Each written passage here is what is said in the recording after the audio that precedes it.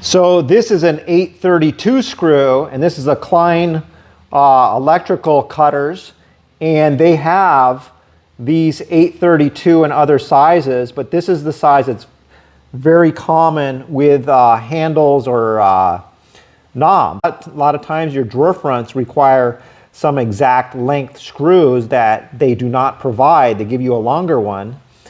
And so I take this screw and I thread it through there.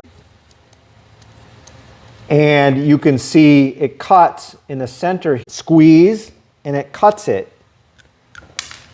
Comes right off. And you just kind of roll a little bit like that until it fixes the end, cleans it up. That's cleaner. So that's going in fine.